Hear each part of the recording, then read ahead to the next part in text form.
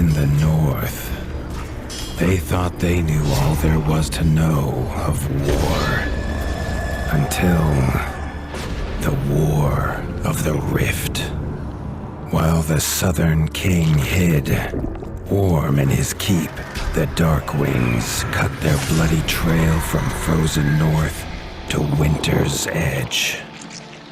Alone, the Warden and his small garrison turned their whiskers to the icy wind. At the end of hope, in a last barrage, they wiped Batkind from the land and memory. With no sign of the Darkwings' return, in time, few believed them little more than a fairy's tale. But at Mount Cauldron, time had been all they needed. An old enemy claws free of their icy tomb and hungers for vengeance. But not all is lost. King Rattus brings north a cause for hope. A bastard prince, placed in the paws of the Warden of the Wastes to raise as his own. A secret of blood never to be told. Now, fate calls for a hero in a murderous screech, and one young rat will answer.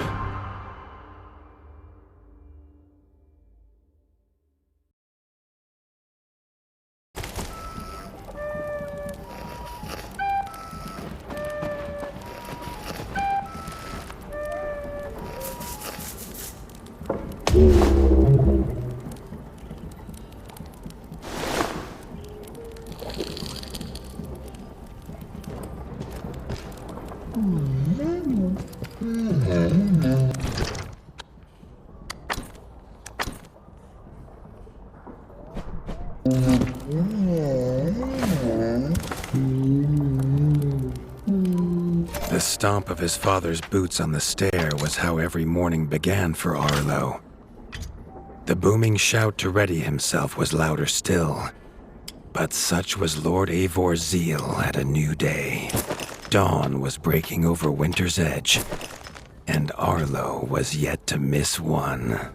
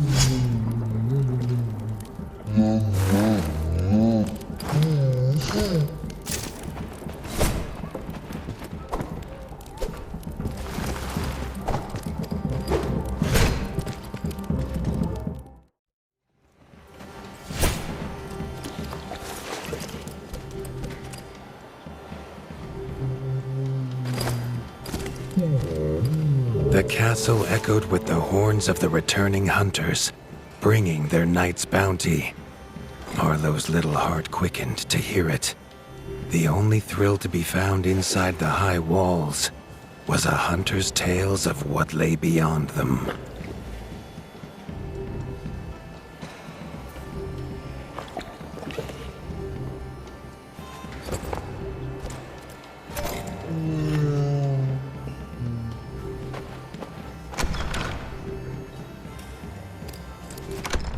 Arlo tells himself it's a good life here in Winter's Edge.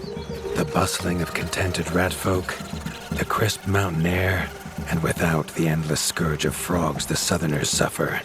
Why should he want for more?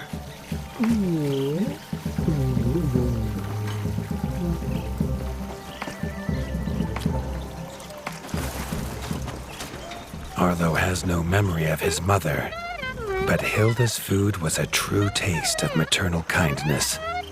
With the right ingredients, She would make meals nourishing to body and soul. Tiki's shop was perhaps Arlo's favorite, as the shopkeeper had wares from far and wide. But getting him to part with his curiosities was never easy. There was no time for tales of the hunt today. Lord Eivor was already dividing what was an excellent haul, happy to see his people provided for. Arlo longed only to join the hunt, to see the Ratdom or even the lands beyond. His father called it a fool's wish. Arlo's destiny was unshakable, much like the keep that would become his by birthright.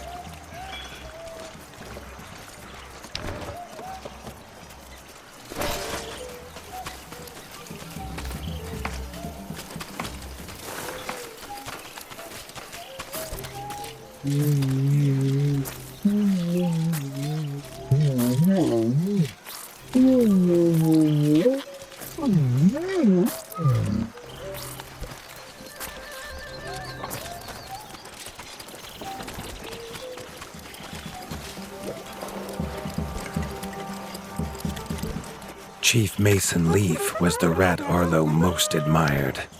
As younger brother to Lord Eivor, his carefree uncle never faced the burden of being Warden of the Wastes. With walls this strong, his duties were light, leaving him plenty of time for his nephew. Krunk was a rat's rat, with no interests beyond his forge. If you have the parts, this Mastercraft's rat can make armor and weapons that would see off a sky scorcher bite, or so he claims. Arlo wondered how well they'd do against something that wasn't a myth.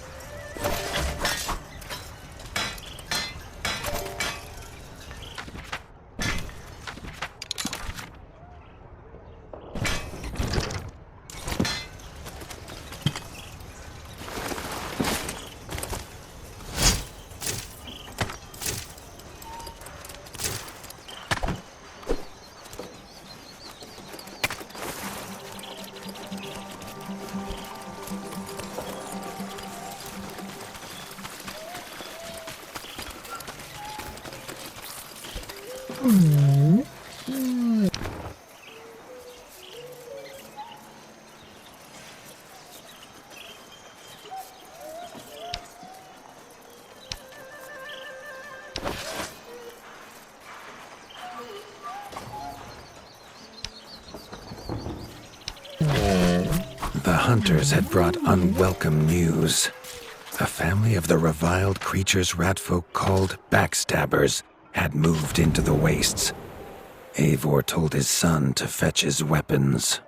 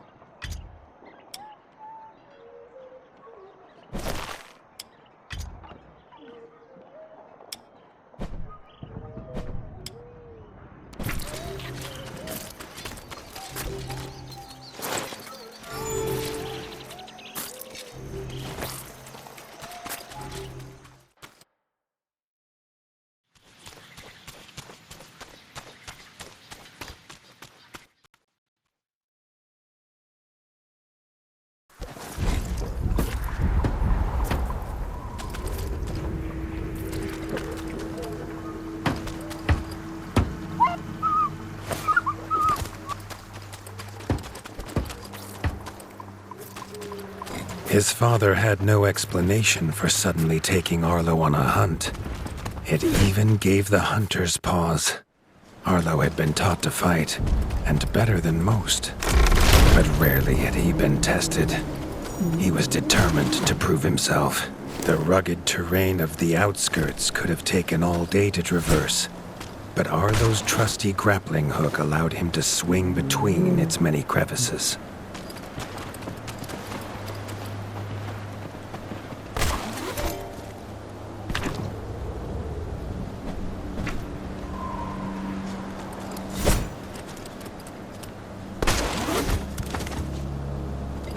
Arlo liked the feel of a sharp axe cutting through the vines.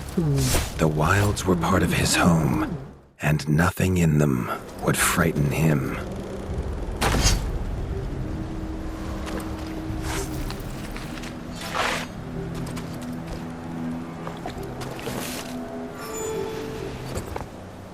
The famous frostberry bushes of the wastes were in full fruit already. Their juice made a healthy tonic, though Lord Eivor preferred them fermented.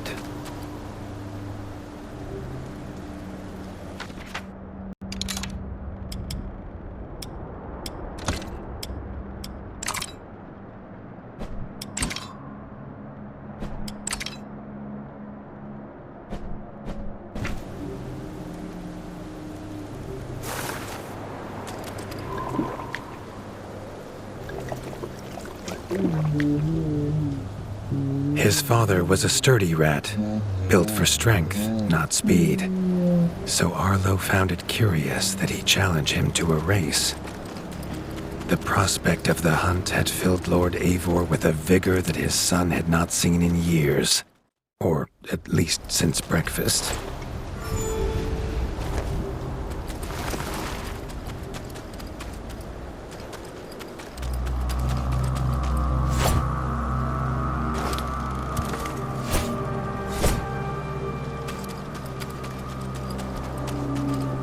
A warden fights the hardest battles, he told Arlo, and needs the sharpest blade. With that, Eivor gifted Arlo his own sharpening whetstone.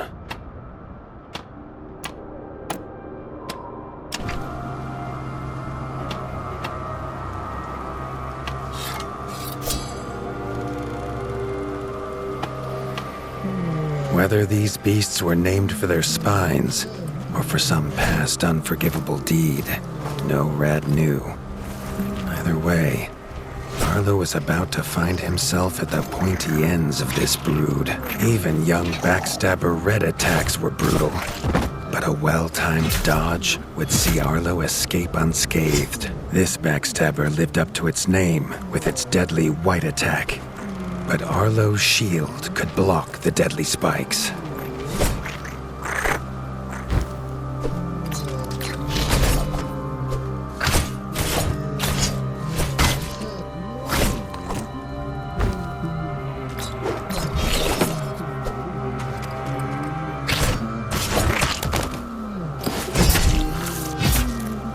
This young one used vicious yellow attacks. Arlo had to time his parries perfectly.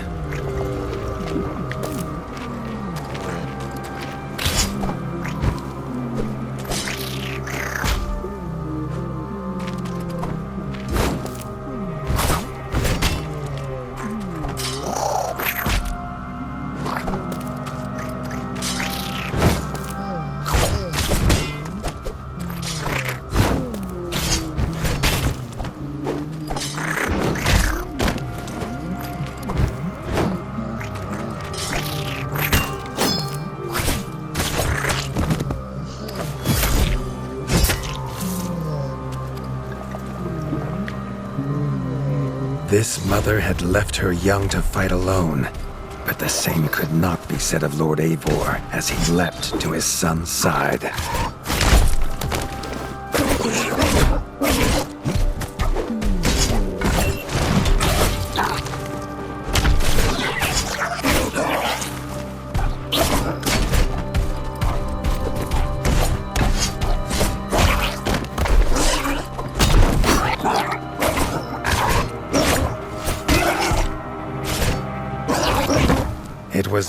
Eivor's mighty blade that took her head.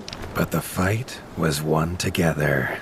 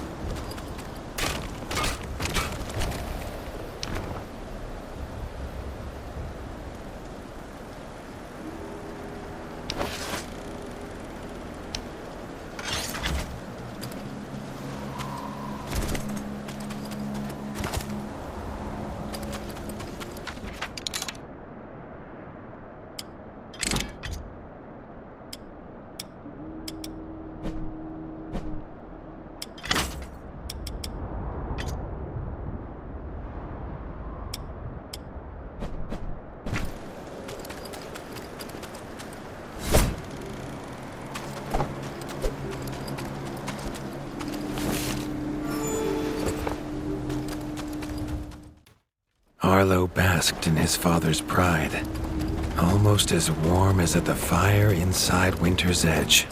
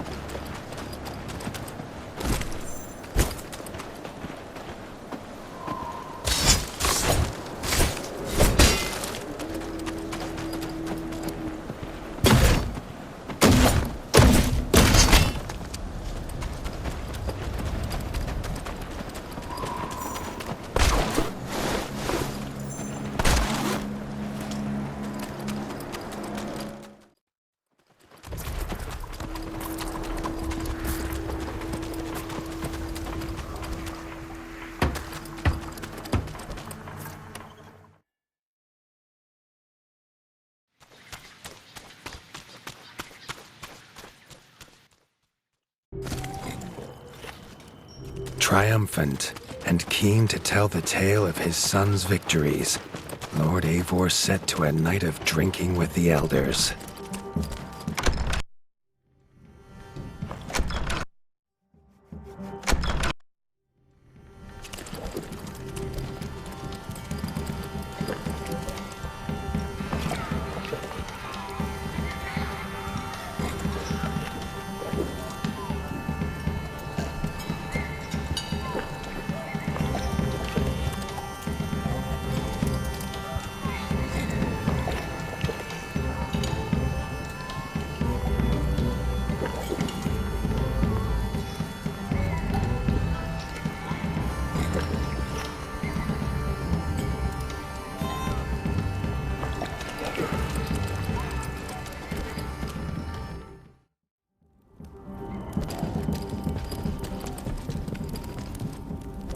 Arlo was reluctant to return to his bed, wondering how long he must wait to hunt again. The booming footsteps that woke him this time were nothing like those of his father.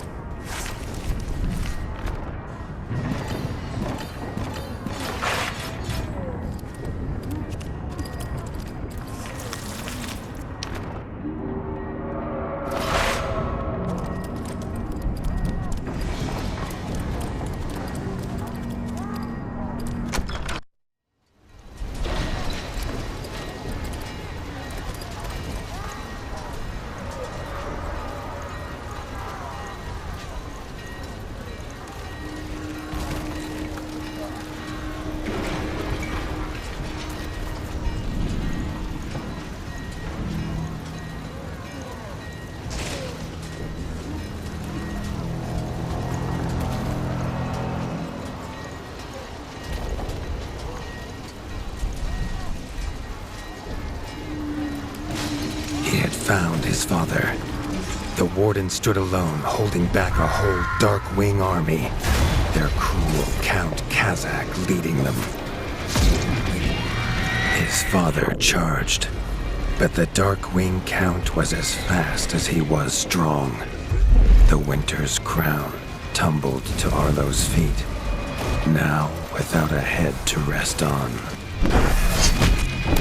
There was no time to grieve his father, as from above the Count revealed his greatest weapon, a Sky Scorcher. Not a fairy's tale, but an undead beast whose very breath could level kingdoms. And its eye was trained on Arlo. All that came next was a fog of bloodlust, snapping jaws, and the beating of leathery wings.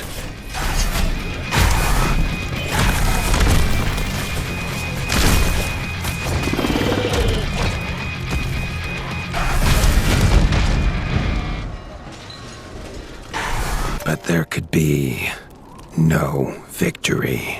Arlo awoke, groggy and warm to his father's shouts. Only he wasn't in bed. The warmth was from the fire that had engulfed Winter's Edge, and the shouts were his uncle's. The only other survivor of the Darkwing attack, Leaf was bruised and his hind paws barely steady. He'd seen villagers flee to the outskirts. Arlo knew it was up to him to make them safe.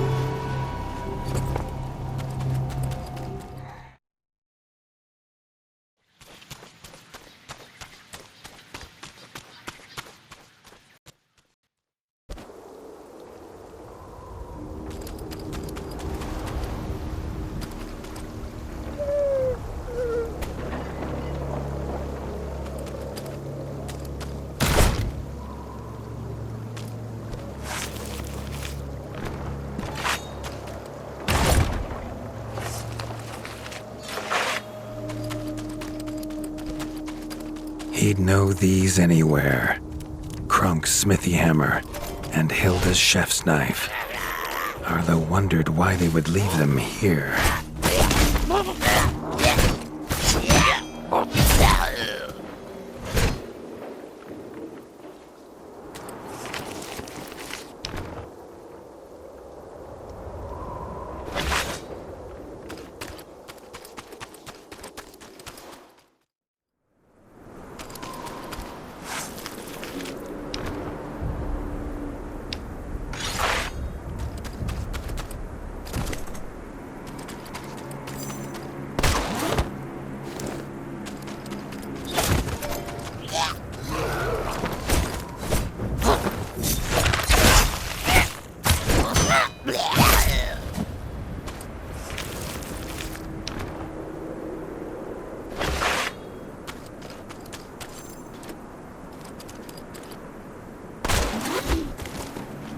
With the attack at Winter's Edge, no hunters had come to check their traps.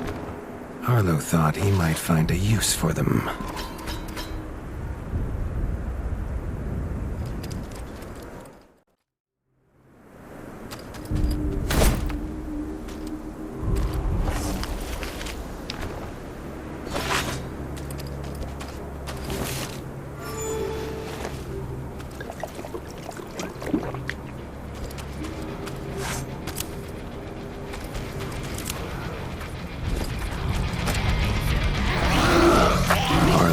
Found the reason his friends had fled. The taunting shrieks revealed that this was Baron Frostovik, son of the Darkwing who took his father, and therefore a perfect target for his revenge.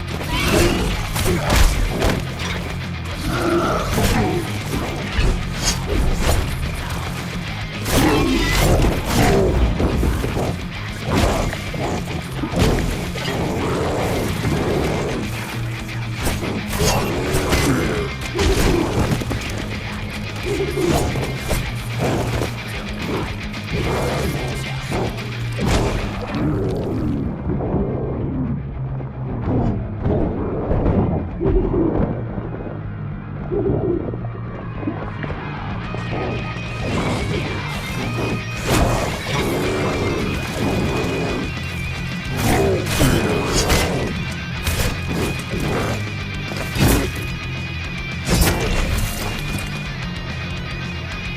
foe was beaten, but seeing what had been inflicted on Hilda and Krunk, Arlo's need for vengeance was only growing.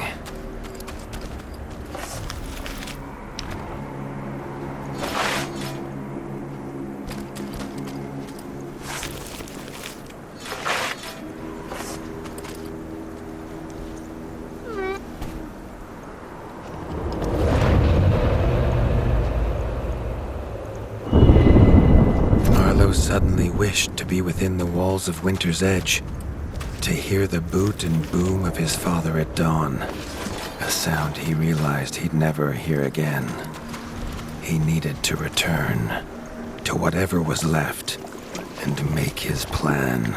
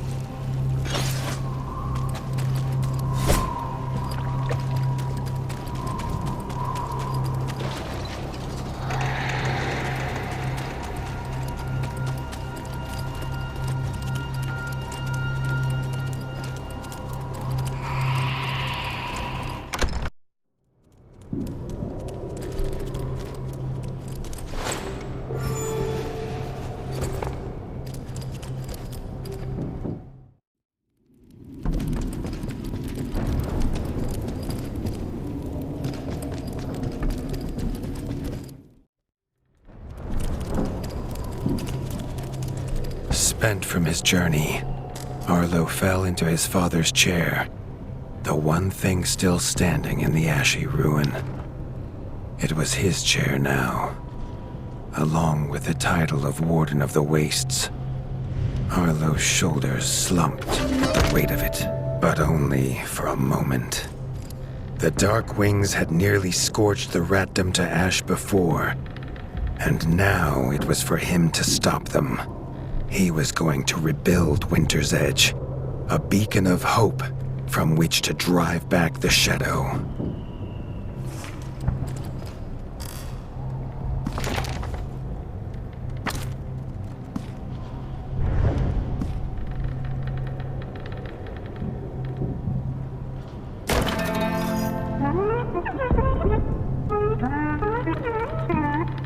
This much Arlo knew. No rat would rebuild Winter's Edge on an empty stomach. The kitchen had to be fixed and stocked. Leaf suggested Arlo visit the Night Eyes of the Golden Forest, known for their hearty food. Arlo hoped rat wasn't the key ingredient.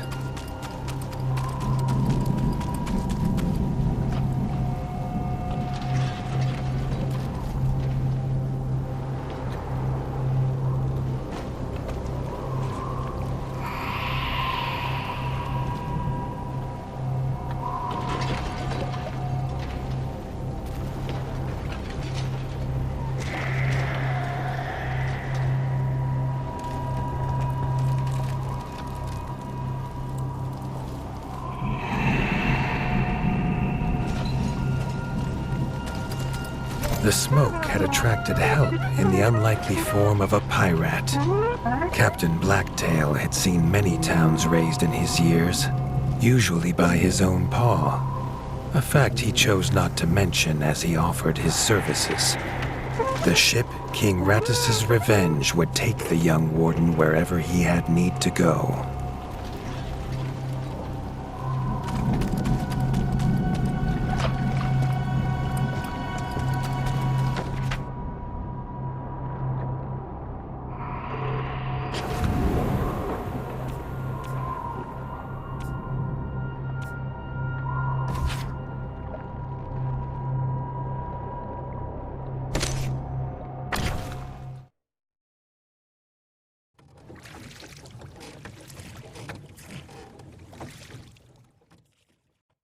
The autumnal gold canopy glimmered in the sunlight, held high by the silver boughs. There was no denying the wonder of the Golden Forest.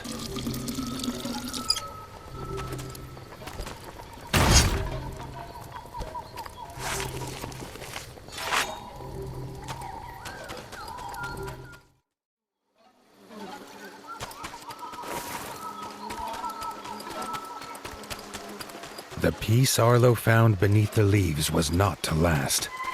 A shrill cry cut through the calm, a call for help.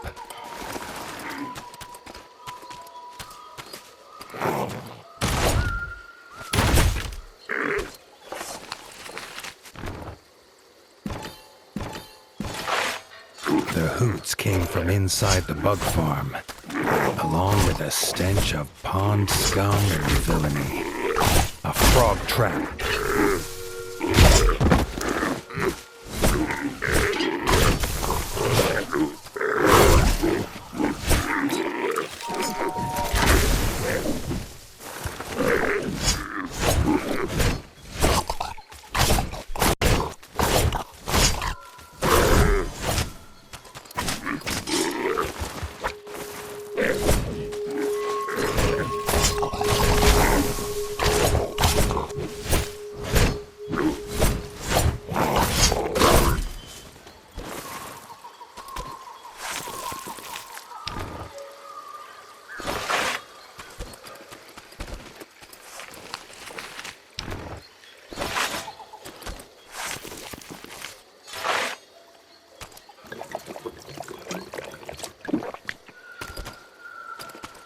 Grateful for her rescue, Erica the Ranger offered to guide Arlo to the hidden village of Nestminster.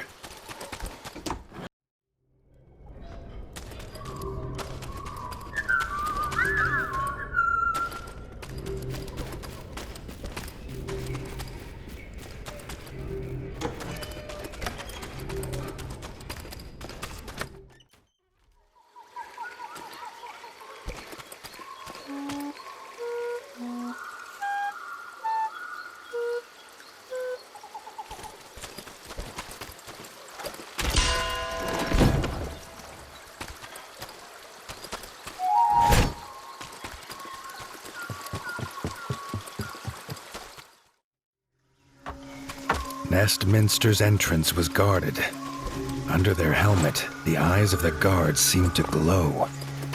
Was he prey walking into a hunter's camp?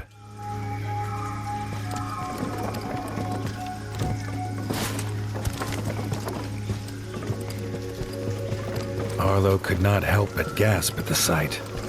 He had never seen a place so ornately crafted. It was nothing like the cold stone of home. The Parliament was deep in session when Erica and Arlo entered.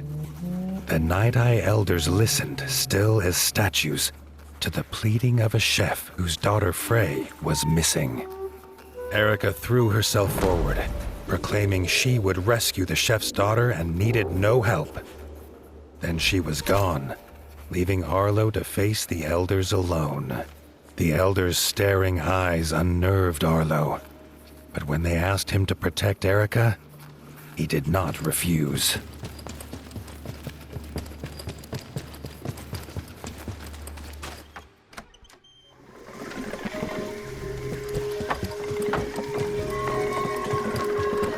Frey's father told them she wanted fish for a new soup recipe.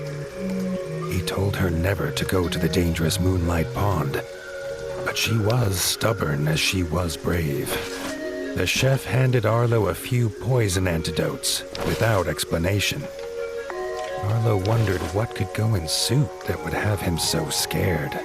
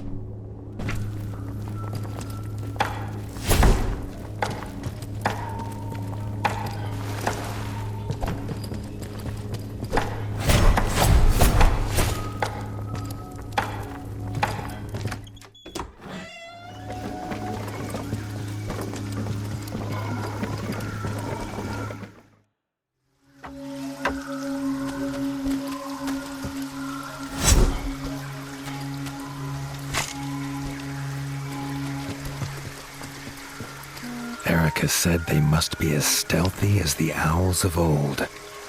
She gave him a bow carved from the silver boughs, quiet as a whisper and deadly as a talon.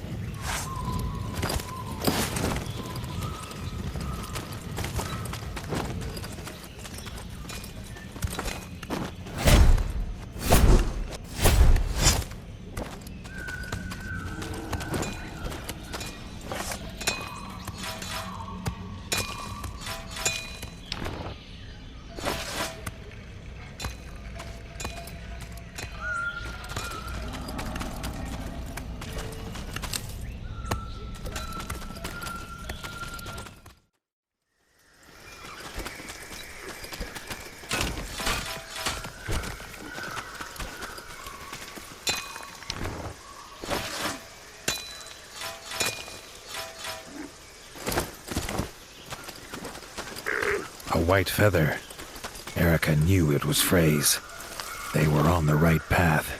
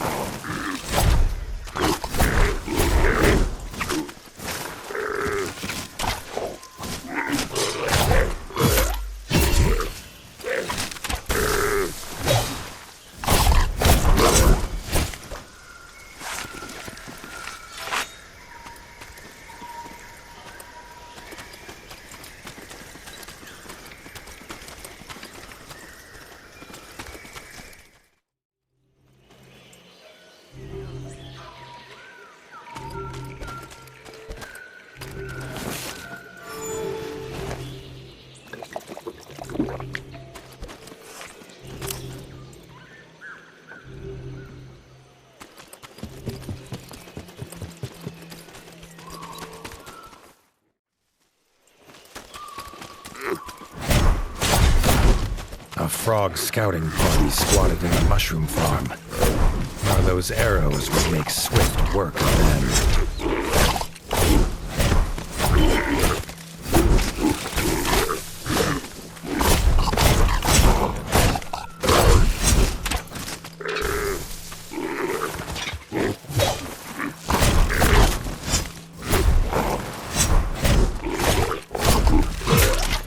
The farmers emerged, shaken but grateful. Arlo had never met stripe snouts before. Badger brothers Marco and Lorenzo's keen eyes had seen Frey go by, headed for the pond.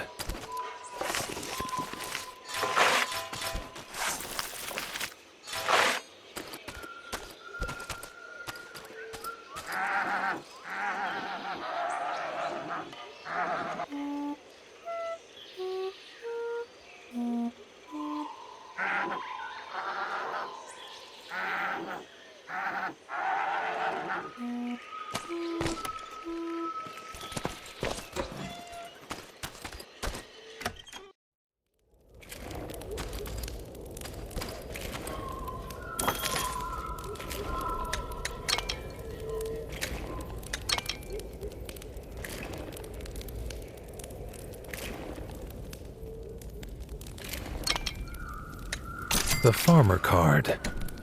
What it lacks in power, it makes up for in its positive qualities.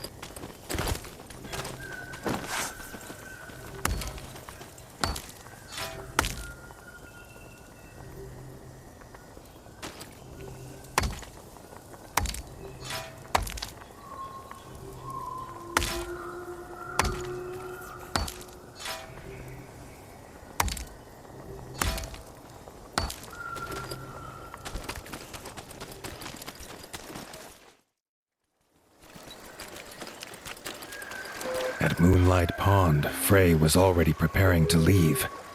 Her hunt, it seemed, was not done. With a hoot about an egg, she was gone.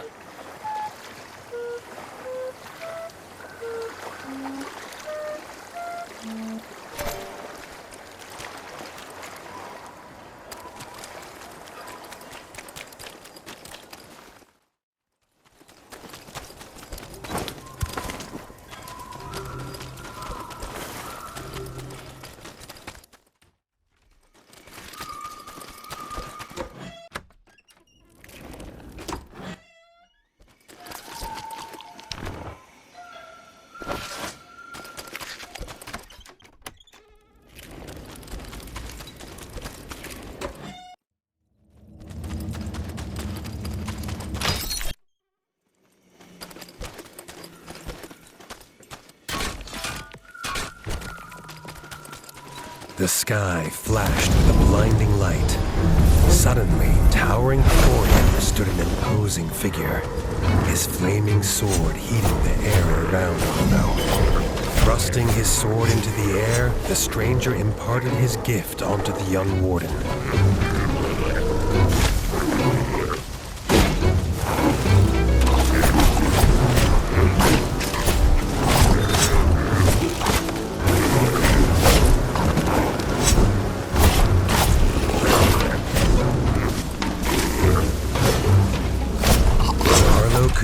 The stranger's gift pulsing through his body, filling him with a burning desire to avenge his father and rid the north of the Darkwing scum.